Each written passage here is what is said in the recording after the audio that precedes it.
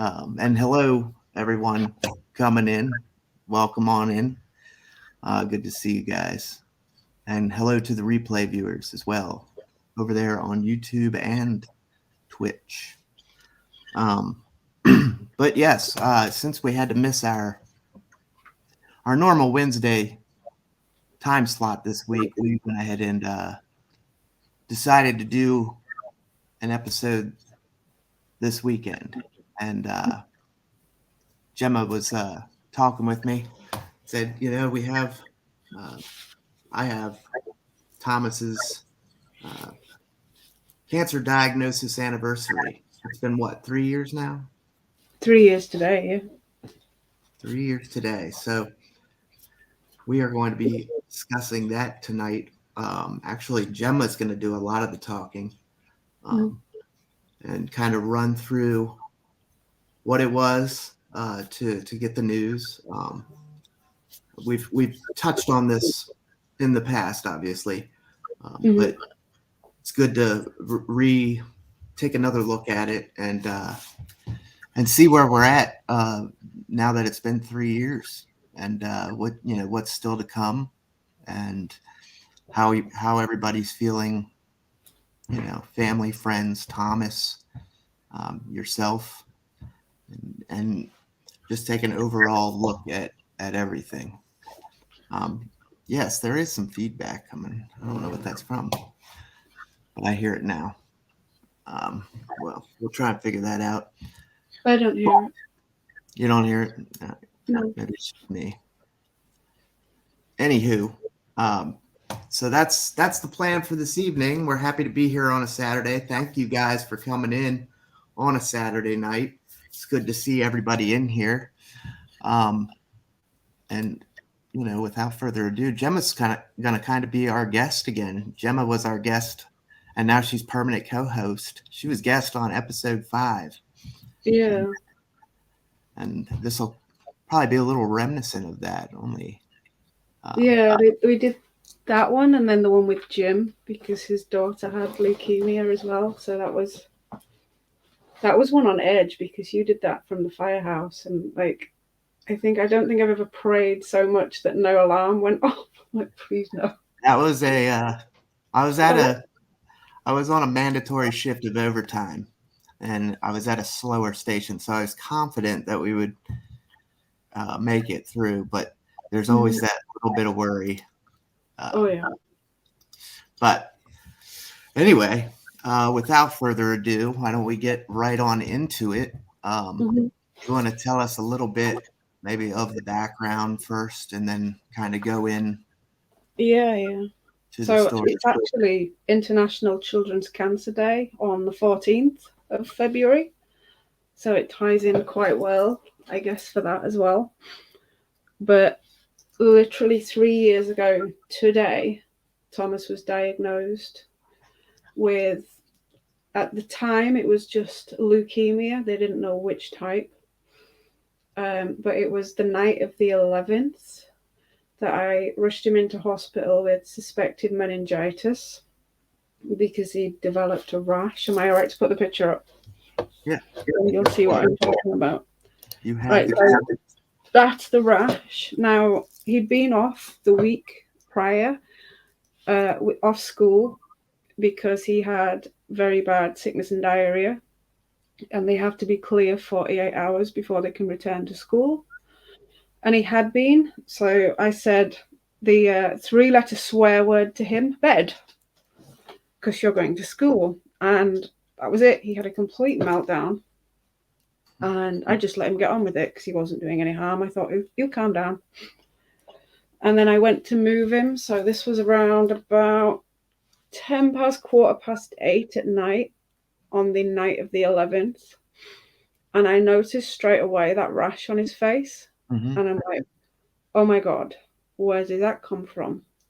Now, I could see it on one side because he was laid on the floor asleep. So I picked him up and noticed it was on both sides.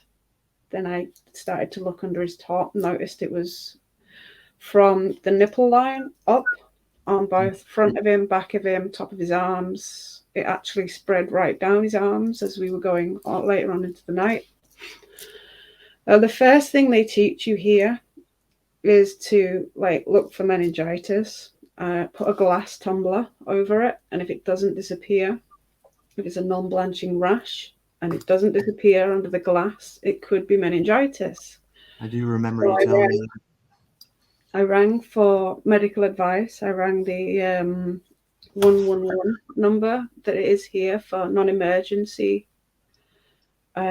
medical assistance, and they said you need to get into the hospital, but it's going to be 45 minutes for an ambulance. I thought, no, I'm not waiting. I says, I can drive, I'll take him. And I went round to my mum's, pick her up just so she could keep an eye on him in the back. Took him to hospital. I don't think I once looked at the speed limit and stuff. I was like, my child needs to get to hospital. Like, anyway. So that's what I did. And they at first kept him away from everybody, just in case it was meningitis. And then as the night went on, we've been there a couple of hours, and they then started saying, like, no, we're confident it's not actually meningitis, but we want to run a few more tests. We're not sure what it is. Thankfully, they did. They ran a blood test. And they said, while the results come back, we want to put you on what's known as the CAT unit. So it's where they put children that they know they're going to admit, but they don't know where in the hospital at the moment. Like, it's clinical admissions. I can't remember what CAT actually stands for. Clinical admissions something, I think. And I remember they didn't have a bed for us, so we had these 2 camp beds. And I remember the whole night trying to literally spread across both beds and hold them together, because he had taken residence in the middle of the bed. And if I hadn't held them together, he would have fallen straight down the middle.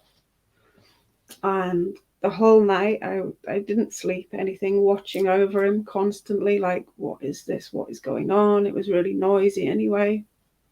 And he just, all he wanted to do was sleep. Now, I know for about 4 months before he got his diagnosis, I'd been taking him to the doctors.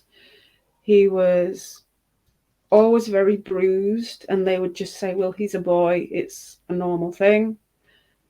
Eventually, they actually accused me of causing his bruising. Having a background in teaching and child protection, I knew exactly what they were doing. And it's then, like, I thought to myself, if I can't prove what's going on here, what are they going to do? Because I knew they were going to make a referral, because he was absolutely black and blue. He was covered in bruises. And I'd taken videos to the doctors. He was really struggling to breathe on a night. He was okay sat up, coughing quite a lot, but when he was laid down, it was an awful, wheezy, really struggling. His eyes were rolling. His chest was very laboured. It was very, very intense, struggling to breathe. And I took these videos and photos to the doctors, and they were just saying, don't worry, it's just a viral, it's fine. Why has that decided to do that? Sorry. Then they said they would refer him to the difficult asthma clinic. And all the time this was going on, we were getting no closer to getting any answers. And it's not until this rash appeared when we ended up in hospital. And I remember a doctor, a nurse, and I think he was a healthcare assistant that came, and it would be about 8:15 in the morning, and said, are we okay to have a word? And I just like, yeah, that's fine. And then he said, can you come with us? And I'm thinking to myself, why would they want me to go into another room? This can't be good. And I said, I can't leave him. He's going to fall down the middle of the bed. And the doctor just said, don't worry, there's somebody here going to watch him. Just come with us. Don't worry about it. And even though the room was only like maybe 10 meters away from where we were. It felt like the longest walk ever. Because all that time I was thinking to myself, this can't be good if they're taking me away from him. What's happening? Then it was going through my head, do they think I've caused these bruises? What's going on? And he said to me, sit down. I'm like, no, I'm fine. And he goes, are you sure? And he says, I don't know how to really tell you this. I can't give you much detail at the moment, but your child's got cancer. And after that, I just completely shut off. And then I remember saying I apologized after because I felt so bad. And I just said, bullshit. You don't know your job. My child has not got cancer. That is crap. And I wouldn't admit it. I wouldn't accept what he was telling me. And I'm like, okay, what kind of cancer? What is it? If you think you know so much, what is it? Where's he got it from? And he said it's leukemia. And he asked me if I knew what that was. I said, yeah, I know what it is, but you're wrong. And he says there's different types, but we need to do some tests. But we also want some x-rays first because there's something else going on. He's got a very, very low platelet count, but an extremely high white blood cell count. And it's apparently the white blood cell, which is because Thomas had T-cell, acute lymphoblastic leukemia. And apparently it's the white cell, which is the T-cell.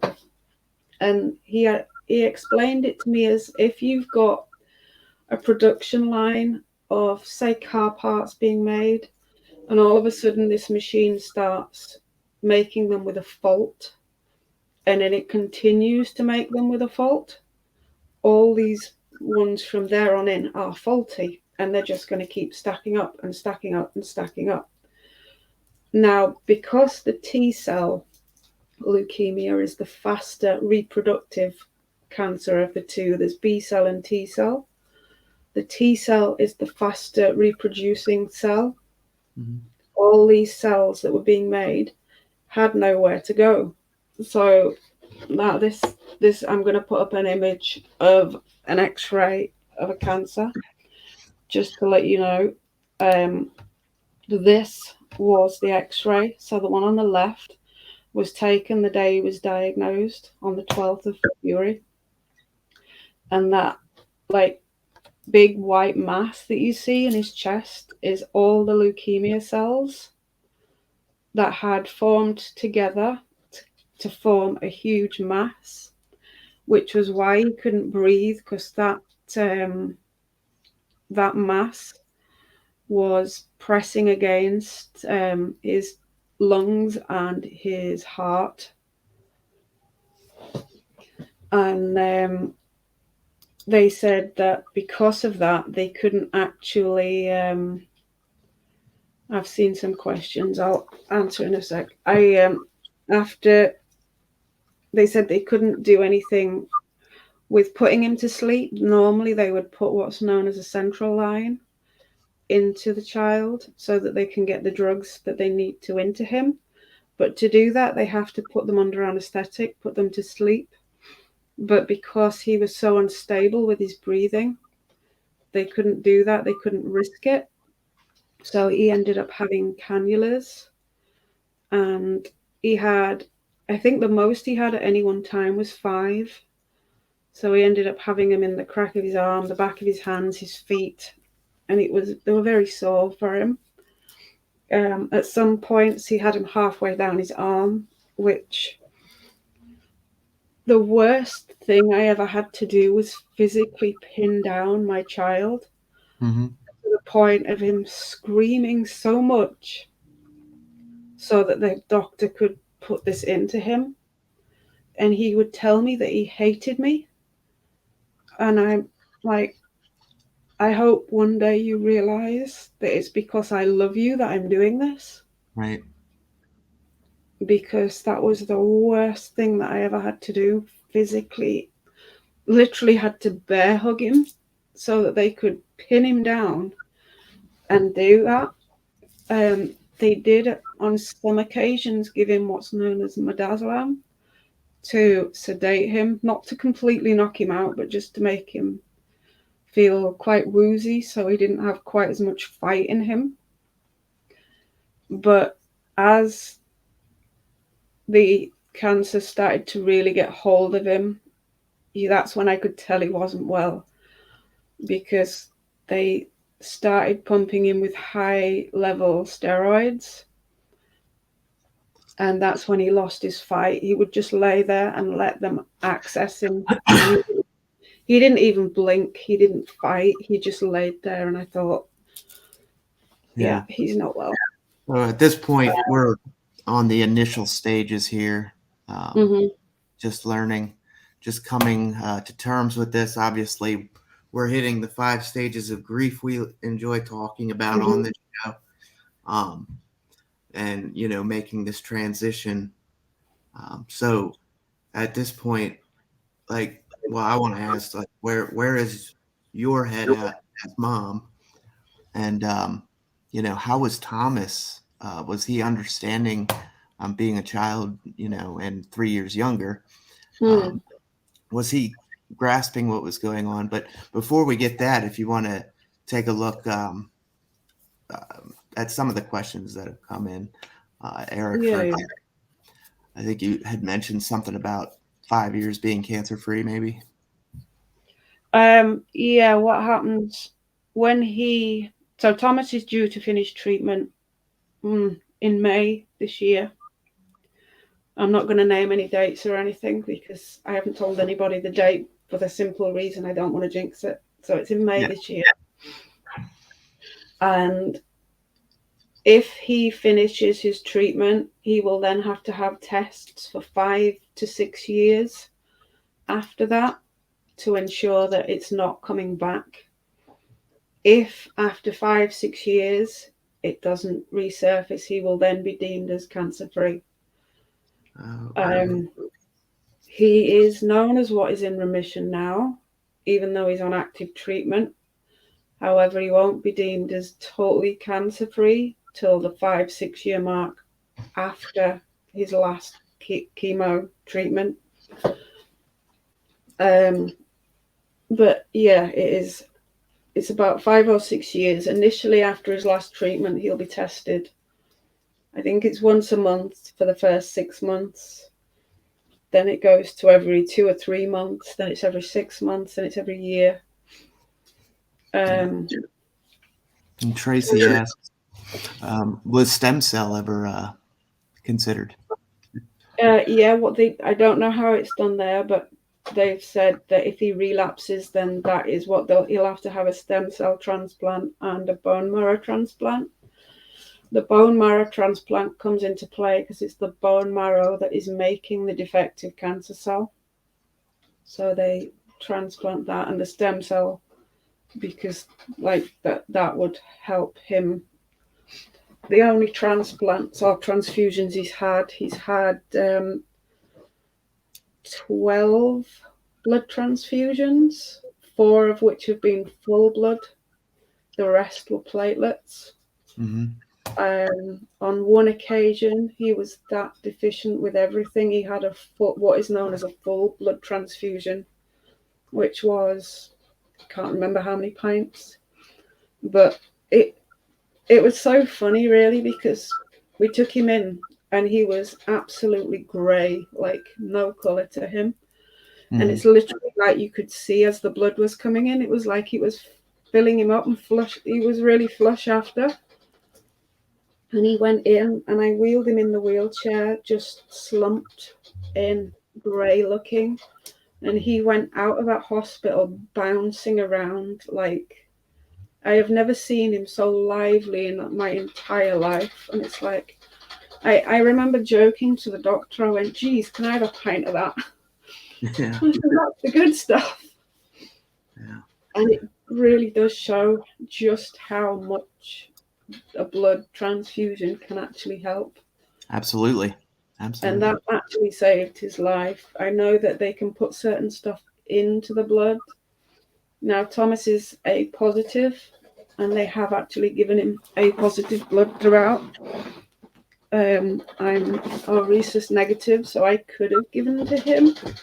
However, they say, because I asked if I could give mine to him, and they say, now I don't know how much truth is in this, but they say he's more likely to reject something that is from his own parent than he is from somebody else. But they also needed to make sure it had certain things in it that he needed. Like if he was iron deficient, they would put some of that in, and certain vitamins, they can put it into the blood to help him that way. But the first couple of transfusions he actually had an allergic reaction to it, and it caused a fever spike, and he had a convulsion because of it. So every time after they did that, they had to infuse a strong antihistamine through it first, and then an antihistamine alongside the blood just to keep it going so that he didn't react to that, and that seemed to work every time. But as I say, it's only been 4 full bloods that he's received, and then the rest were platelets, because that's mostly what he's been lacking in, because the amount of white blood cells have taken over, and as a result, the white blood cells being high, the platelets are low, which is why he was bruising. Now, obviously, we didn't know that at the time, but that is why he was so badly bruised. And literally, when he was in the hospital, even the blankets on him were causing bruises. And when the nurses and things, or when I had to pin him down, he was absolutely black and blue with bruises. Right. And I remember saying to him, I said, honestly, I didn't want this. I'm glad they know that I now haven't caused the bruising, but my God, did I never want this.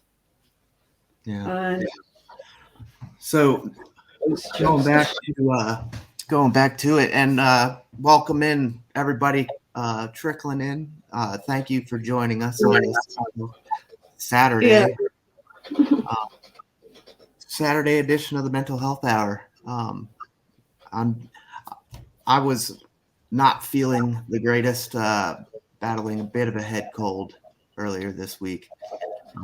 But here we are on a Saturday, and it works out because today happens to be the 3-year anniversary of Thomas's diagnosis. So we've decided to do a bit of a special episode tonight and kind of revisit the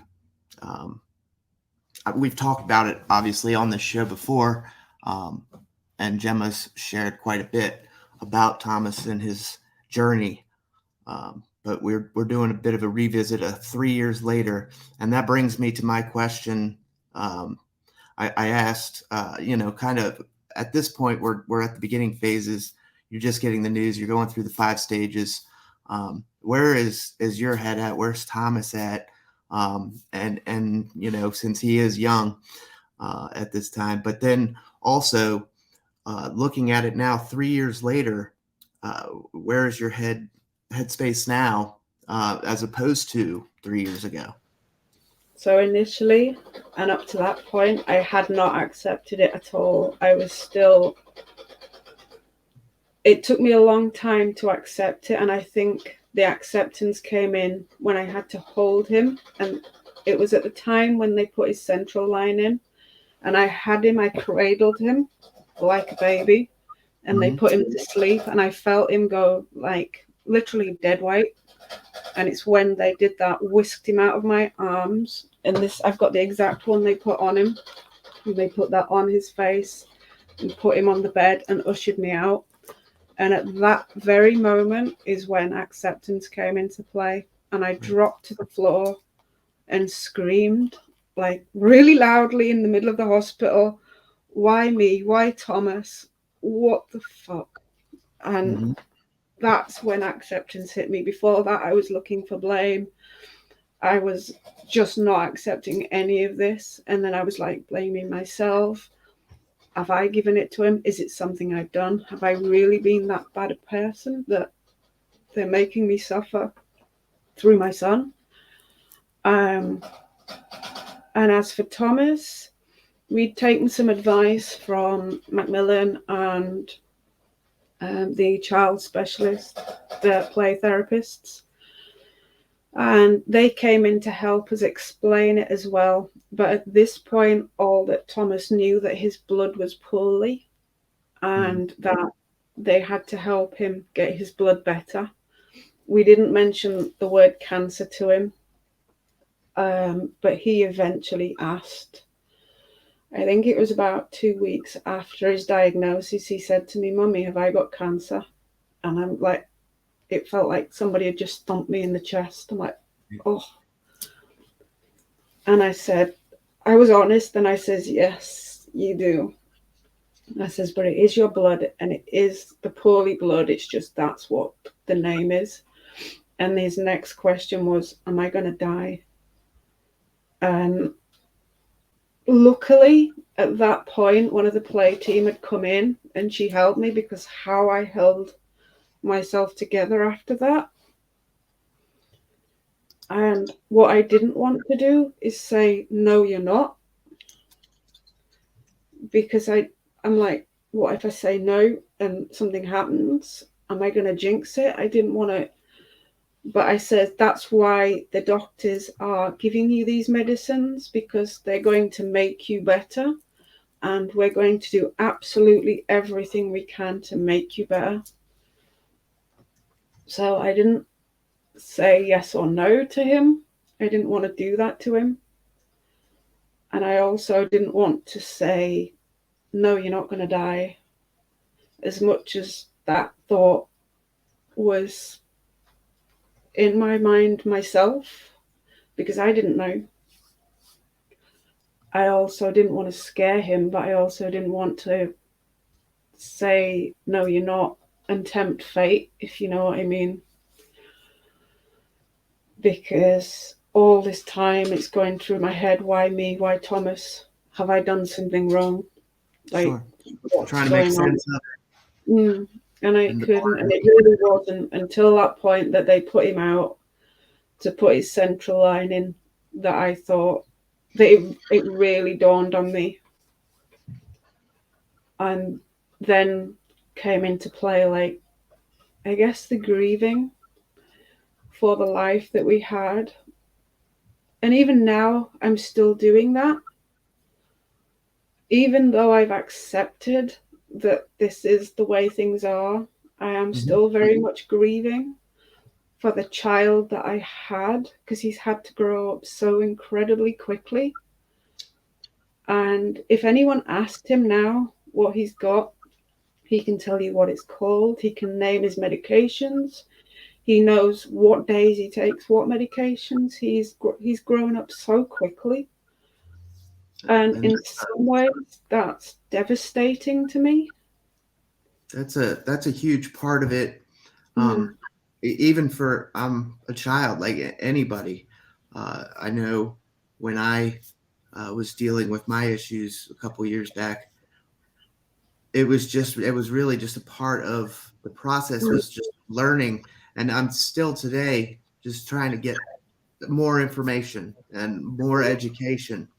And it really does help you cope with and move forward with your situation. Yeah. So that's a very important thing. It's a good thing to see. I really think that's why we tried to do so much for charity as well, because when I'd accepted it, and it literally felt like I was having a medical degree thrust on me overnight, because everybody that came in for that first week or so was bringing me all these information packs, and they'd given me a folder, and I'm not kidding, there must have been at least, with all the documents and stuff, at least 500 pages worth of different information. I had to choose which central line he was having, and that was a really tough choice, because there was the one that he's got is called a portacath, and then there's a Hickman line. And the Hickman line would mean that, like, he's always got two, like, wires hanging from him, and the ends would have to be changed every week for the whole 3.5 years of his treatment. But it means for the entire 3.5 years, he's always got these two wires hanging from him. Whereas the portacath, even though it's a needle, when it needs to be accessed, when at the start, when he was needing all the time, they could leave it in for a week, tape it up, and it was fine. But like now, he's not needing to be accessed every week. It's only once every 4 weeks at the moment, unless there's something else that comes up. But that means for those weeks where he's not being accessed, the only thing you can see is a bump under his skin. And yes, it is quite a bump. Yes, it has caused scarring where they've repeatedly gone into the same space for the needles. Sure. But it means that he's able to live a relatively normal life without these two great long wire things hanging. So that was why I chose the portacath. And there are times where I wish I hadn't, because it really is like a small nail going into you. And his is, most of them seem to be situated here, but his is like here under his arm. And I think that's to do with how skinny he was, and because it's literally connected. It goes up his neck into his major artery, down into where the portacath's accessed, and across into his heart.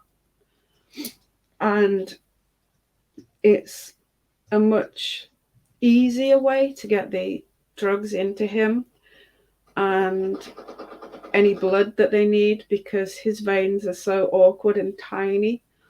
And he was so sore. Like, I'm just going to put this picture up now. This is where you can see the bandages. He had a cannula in his arm, up halfway up the arm there. Then his right hand has one. They'd taken it out of his left hand, and then both feet had them as well. So it was just trying to get them into him all the time, and it was really, really difficult. This one here shows the one in his foot. He was receiving a blood transfusion on that occasion.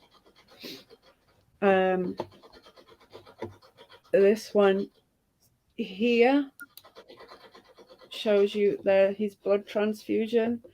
Then the bag, there's like a white bag that was feeding him because he was no longer eating. He just was not eating anything. Then there's one below that's giving him some medication. Then there's the syringe drivers that were pumping chemotherapy into him and steroids.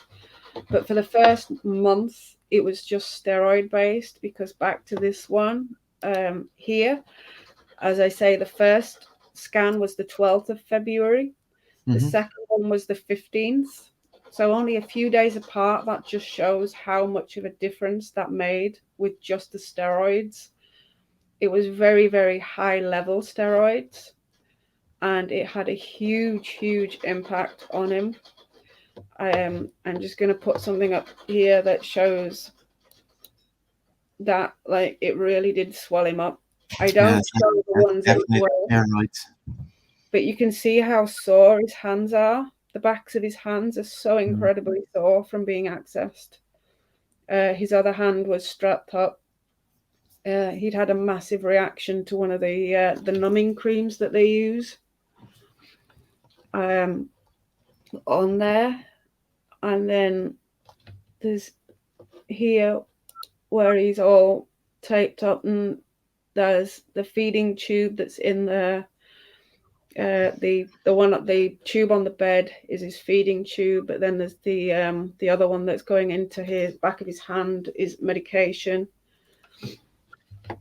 and it all had an impact on him so greatly that he couldn't walk. And there we were in the wheelchair for quite a long time because he lost control of his legs. At one point, his eye socket collapsed, so he went with quite a bad squint luckily it came back. There are some photos that I've kept off the internet because what I don't want is for later on in life. I mean, he will have access to them, but I don't want other people to have access to them because kids can be cruel. And the last thing I want them to do is to find these photos of him very, very steroidal. I'd say he was 3 times the size he is there. And to be cruel about it. So for his own sake, for when he's older, I haven't put those online. But So take a moment here to thank everybody for stopping in again, and thank you all for the bits and for the subs. As always, a reminder: any bits or subs goes right back into the show. We use that money to better the show. So our last purchase, I believe, was this StreamYard subscription with some of the money from the Elder platform. So welcome in again. Thanks for joining us on a Saturday night. And we're revisiting Thomas's diagnosis. If you're just joining us, as you if you haven't seen, Jim in Chicagoland is in the chat as well. His daughter Ashley has the same diagnosis as well. So we actually did an episode with Jim way back when, and had another discussion about this. So today marks 3 years since the diagnosis. I know we've kind of touched a little bit on where you are now. If you want to further add to that, as far as like, I know you don't want to give any dates or jinxes, and that's completely understandable. But how are we looking, and how's Thomas's quality of life these days? And have you noticed anything?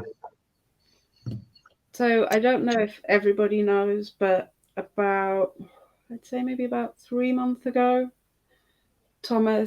I took Thomas into the hospital because the whites of his eyes had gone yellow and his skin slightly had started yellowing.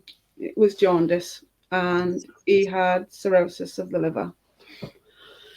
That was down to the chemo.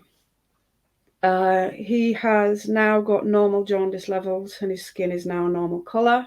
His liver is still fighting, but it is holding its own at the same time. It's not getting any worse. They are hoping that it will return to within normal range. But if there is any more spikes in the counts that they've just done a full liver function literally last week. If that gets any worse, they have said they're going to have to remove him from the chemotherapy drug that's causing that. But so close to the end of his treatment, they are trying to make it hold on because he's not got that long to go with it. But it does happen to be the one that he's on every day that is causing this. I know in talking with you, it was kind of a back and forth there for a little bit, on again, off again. That's a lot going on, especially coming to the home stretch, like you were saying. And that's one thing that I kind of like to point out while I have a second is that, Gemma and I, we always say that we're not doctors. We don't know exactly, we're not here to give you medical advice. We are bringing this show to you because we're people that live through shit.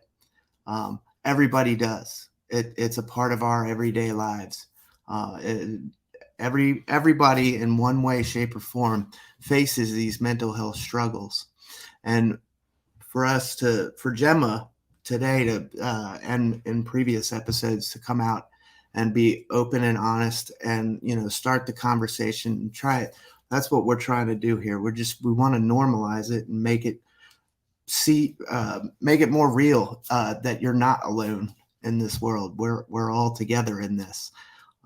And that's a great reason to revisit this story and check in, because that's one thing we have to do with ourselves on a daily basis, is check in, make sure that we are constantly, looking inside of ourselves, inside of our heads, if we can, and just doing that daily check-in, sometimes 3-4 times a day.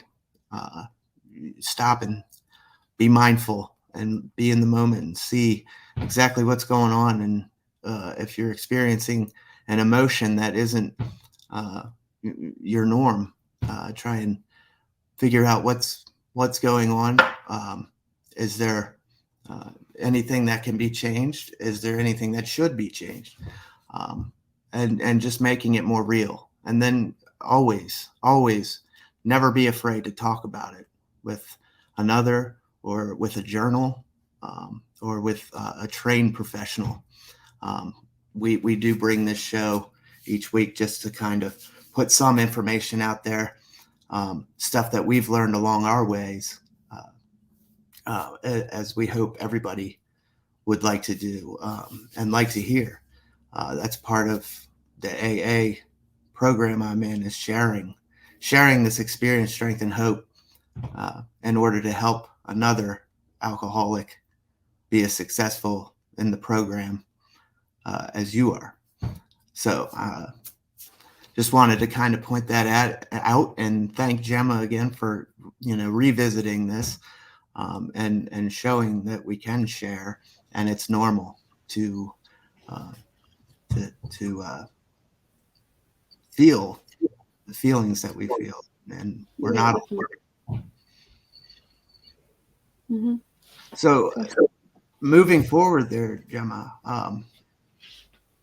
where are we with the, I'm sorry, you were with the jaundice and everything, Mm-hmm. and on again, off again of the chemo. We've got that squared away?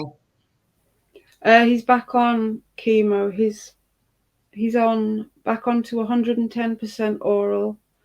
They have kept his IV chemo that's every 4 weeks. They've kept that at 50% because of the damage it's done to his legs and his hands, and that they agreed that would stay at 50% throughout the remainder of his treatment because it had caused too much damage to him. They can't promise that it will go back to how it was pre-chemo. He may always have the problems with his legs and his hands, but until he finishes, that's not something that they say they will know. But he currently wears splints on his legs. He has some for in bed and then some for out and about to put in his shoes and things, or special boots, just to try and help him. He still occasionally needs the wheelchair. It's usually after he's had the IV chemo, just to help him out because he can be a bit unsteady at times, a bit worn out.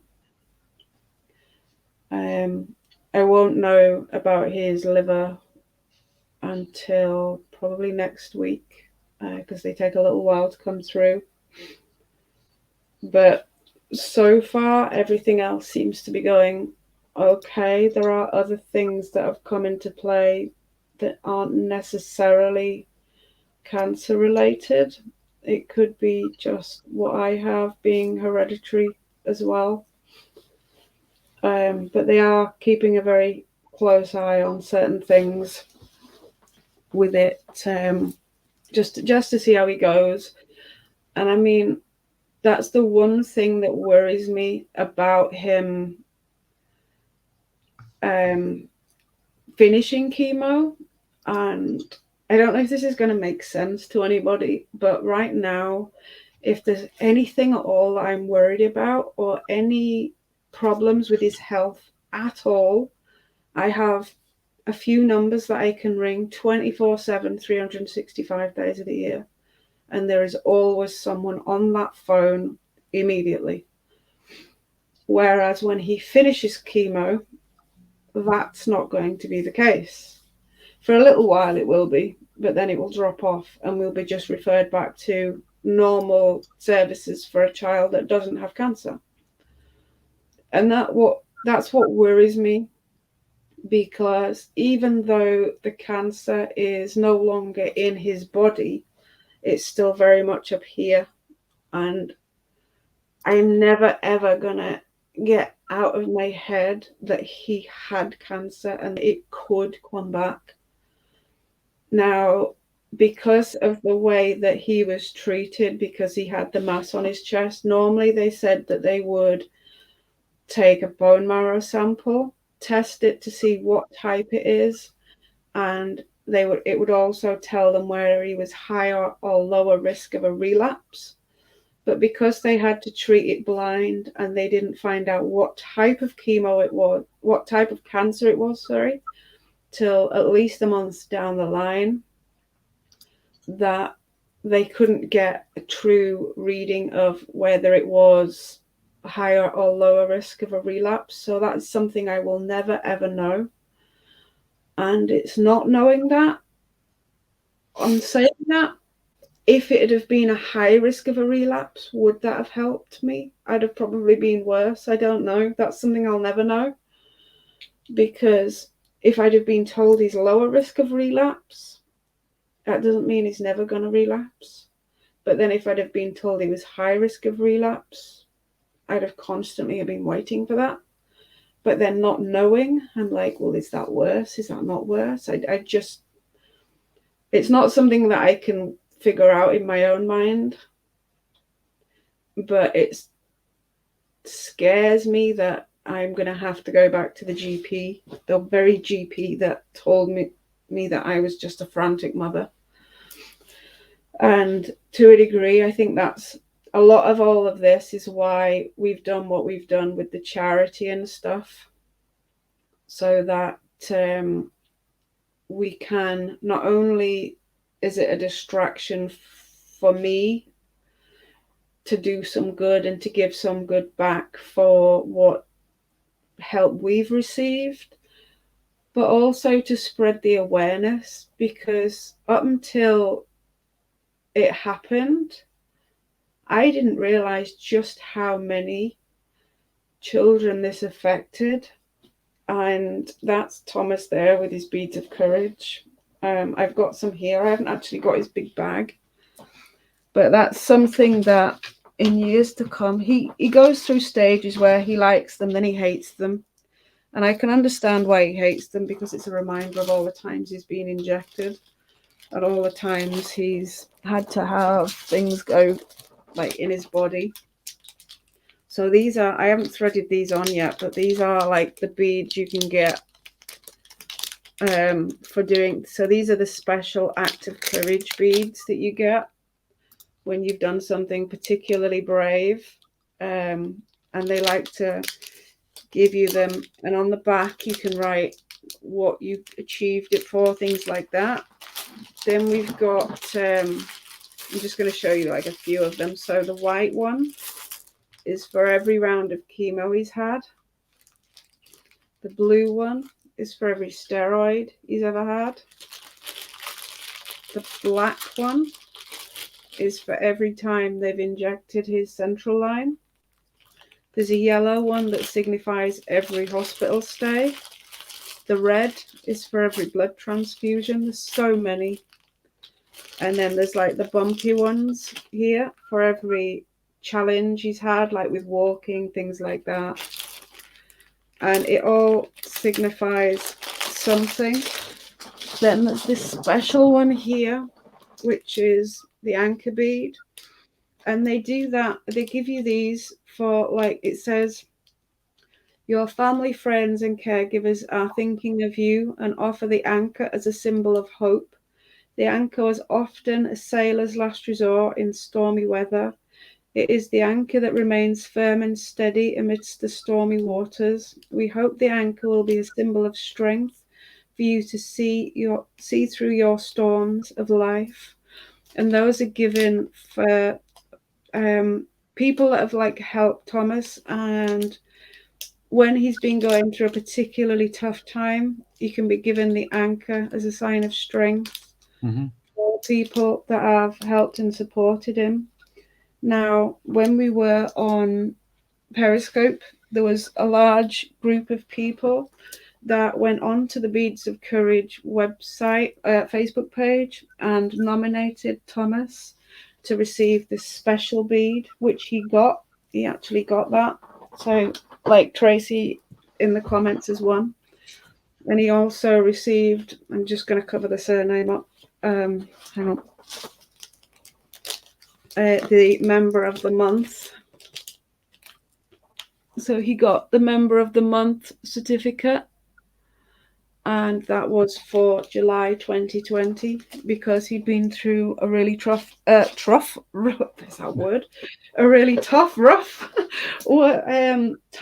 at that time, and it was recognized that he was doing particularly well at that time, really, really struggling but fighting still.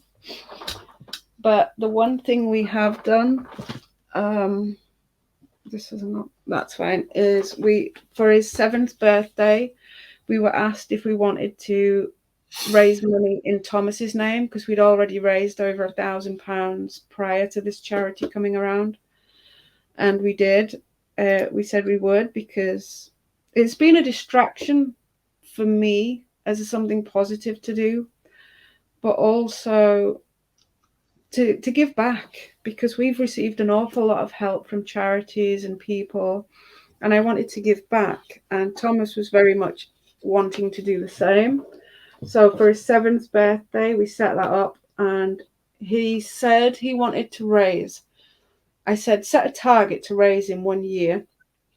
Originally, he said £50,000. I'm like, we're not that good, Thomas. I said, maybe not, because we're like realistic. I'm like, 5,000 still a huge push, but he did it. We did it in 1 year. We raised over £5,000 for children's cancer, and that goes to raising money to find better kind of cures that are less debilitating, because it's caused Thomas. There's a very good chance Thomas will never have his own children. They've said he'll most likely be sterile. And the damage it's caused to his legs, his hands, things like that. So I want to try and get the money that was raised for that, to try and find something kinder. But also, I think back, I don't know if there's any connections to it. It's something I've asked them to look into. But when I was pregnant, I was told he was high risk for Down syndrome. I've also noticed that there's a lot of children that have been in the hospital that have had Down syndrome, and speaking to other parents, their child, they were told the same about their child. And I'm wondering if there's a connection, and I'd like them to maybe look into it. Obviously, the funds are stretched and things, but you know, when you get a hunch and you're like, I wonder. Yeah. But that's definitely worth looking into. Everything is. And you brought up something there that I'd like to touch on before we close up for the evening. But go ahead. We made the papers a few. I haven't got them all, but we've been in the papers a few times. We are actually being filmed tomorrow by the BBC. I will film that, and perhaps maybe we can share it on the show if you like at some point. Absolutely. Because it's going to be on the TV, radio, and on the internet, so I'll be able to share that with you. But I will certainly record the TV one. I don't know how widespread it's going to be. Certainly the radio you should be able to get, but they're coming to film us tomorrow. And then this one is when we had some money stole from the charity. It was in one of the money boxes, and it was on Boxing Day. It was stolen, not last year, the year before. And despite it being stolen, Thomas, he didn't want it to let it put him off, and said that we're still going to do it. They said there was about £50 approximately in the box, and with it going into the papers, they put the details and stuff. And actually, people donated way more than what was in that box. So that was good to see, and that also kind of restored Thomas's faith in the fact that, you know, there are bad people, but there are a lot of good people. Yeah. And I just want to share a few little memories with you, because I know we are on the hour now. Oh, go ahead.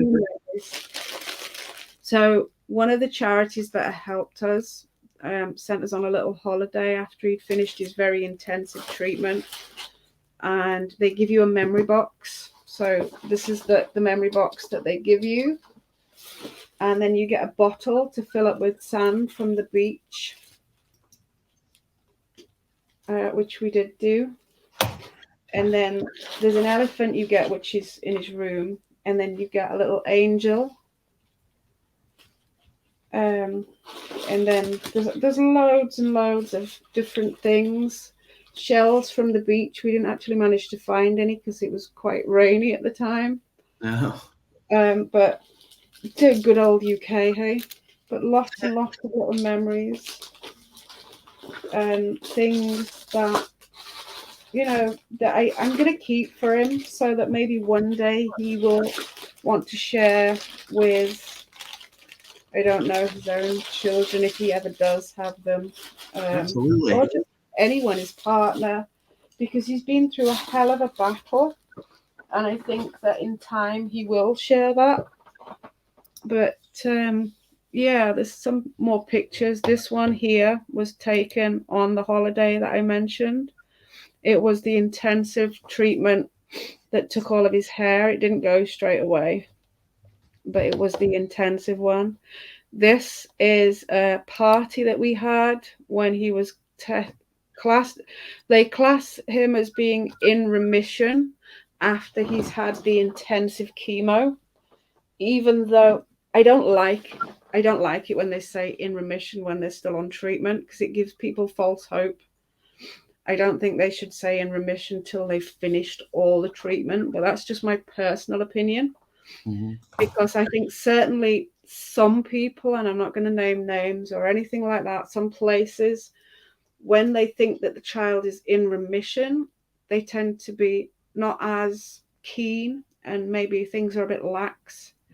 Whereas when they think that, oh, he's got cancer, they're more careful, like down to sterilizing everything. And it's things like when he was at school, he had to have his own Play-Doh because germs, and he had his own pens and pencils and just things like that because he's immunosuppressed. And then now, because of COVID, I make sure he has his own stuff anyway.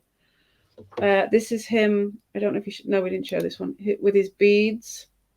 Now he's struggling to smile there. I didn't send the one to you where he cried because that's one that I didn't really put online, because we were talking about his beads and then he just burst out into tears. And it's something that has been very much affected is his mood. He has big mood swings at times. Some of you will have seen me broadcasting, even Tim, when I've been on with Tim, and he's just decided to make an appearance at silly o'clock because he can't sleep or because he's upset about something and he doesn't know what he's upset about. He can't really control his emotions too well. And then this one here, we went to Build-A-Bear, and there's his bunny that has been through a lot of the treatments and stuff with him. And then there was, the bunny. He likes bunnies. He's desperate for a rabbit.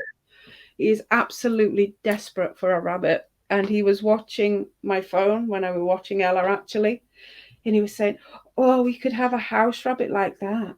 So, yeah, he's definitely after having a rabbit like Ella. He wants a house rabbit.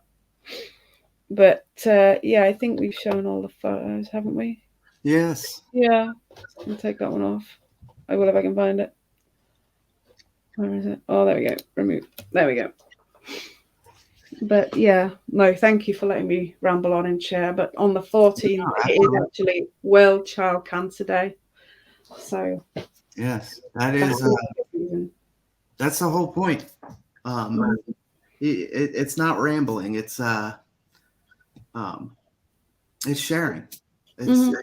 It's doing what you have to do. It's doing what you should do to get that out and to let everybody else kind of listen. And that's what we're here for. And there's no way I could have done this at the start. Like, it took me so long to just tell people what he had. But then eventually I set up a Facebook page in order to just, because I didn't have the energy to tell everybody separately. I thought, I'm just going to do it on there. And then people that want to know can know. People that don't want to know don't have to bother. And it turned into so much more. And we had so many people that didn't know us wanting to help, wanting to send stuff to him. Like, I've got here in his memory box an absolute mountain of cards that people have sent him. He's had cards from all over the world. People that have been sending him cards, postcards, birthday cards, Christmas cards, and I've kept them all. This Make-A-Wish badge. And then even like down to the Amazon gift things, I've kept everything for him, because he was young and probably won't really remember all of it, but when he's older, it will be something that he really will probably just want to look over. But absolutely everything that he's been sent ever, I've kept. Tracy, I know you've sent some things to him. Other people online have as well, and I've kept everything. It's all in this box. As I say, there's like, here we go. Like Tracy sums it up pretty nicely there. You're a strong woman, and even better. Here we go. That's just half of it. That's just half of it. I've kept it all. Everything is in here. And then, Tracy will remember this. Here we go. Chuck E. Cheese. When we came to see you, we have that. Chuck E. Cheese. Oh dear. Oh my. Well, again, thank you to Gemma for sharing. There's an outpouring of support for you in the chat. A great community here that we have on Twitch, and with the Mental Health Hour.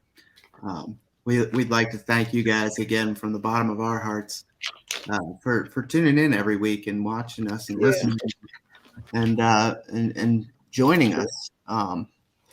And thank you for all the bits, all the subs, all the follows, all the likes, all the shares.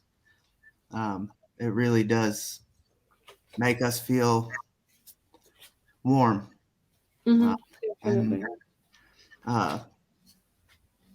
So I did want to touch on one quick thing before we wrap it up. You had mentioned a little bit earlier that this has been kind of a nice distraction for you, some of this stuff, like the cataloging and all of that, and then the charity itself. Definitely. The charity work. I wanted to point out that, distraction kind of has some negative connotations in mental health. You don't want to distract too much, but distraction also has its positive side as well. There's a lot of positive distractions from, there's a difference between distraction and avoidance, I guess, is what I'm trying to get at. I've done both. Yeah, definitely. I just wanted to touch on that, and that was all I had. So thank you again. Please remember, I dropped them in the chat there, www.mybunnyvalentine.com. Ella the Bunny Mom has been in the comments tonight. She streams almost nightly on Twitch here, doing some ukulele. Hopefully I'll be able to get back into one of her streams here now that work's kind of settling down. Jim in Chicagoland, normally we promote Catalyst as that's his Wednesday program, but tonight at 10 p.m., a special start time, we have Saturday night trivia. So join him over on his channel, 10 p.m. Eastern Standard Time. Gemma, did you have any closing bits? I'll share this one. This is one that I've just managed to find. That's from Dave in Osaka. So there's lots of people from Periscope and stuff that sent them. I've got way too many to look through here, but I know so many people did. There was Doug and Ali and everybody. But there are still ways to send things to him if anybody ever did want to. But there is the website for the charity, right? Yeah, it's on the end, but it's I made it as a short link, tinyurl.com/Thomas Fund. You want to throw it into the chat? That's yeah. And then, guys, if you want to send Thomas anything, I'm sure Gemma would love to have you do that. You could probably reach out to her directly on her messages. Of course, all of our socials are in our bio link, bio.link/TMHH. You can get a hold of either Gemma or I. And yeah, if you'd like to send Thomas a little something, just get in touch with Gemma. Just know that it all gets saved. Everything, absolutely everything that he's ever received, all in there.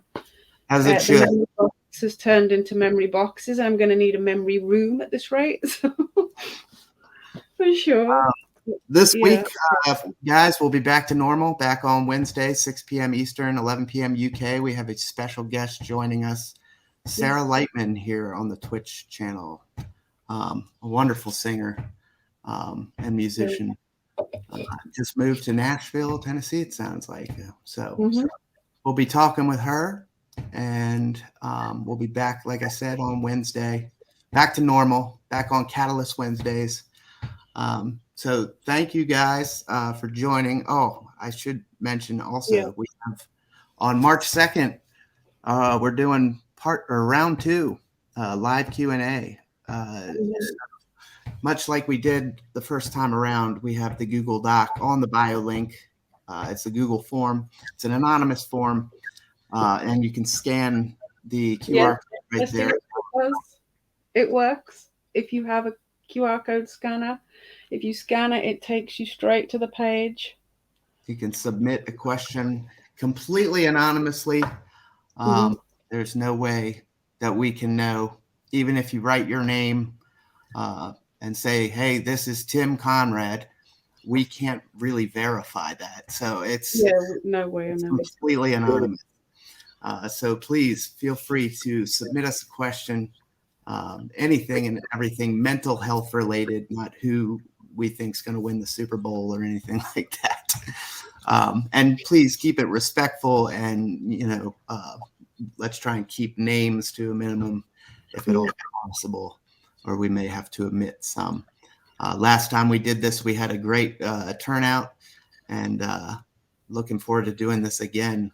We've already had a few I saw trickle in. So that's all I got. We'll see you guys next week here. Same place, same time. Not Saturday, though. No, Wednesday. Wednesday with Sarah Lightman. Thanks, guys, for joining. We'll see you next week.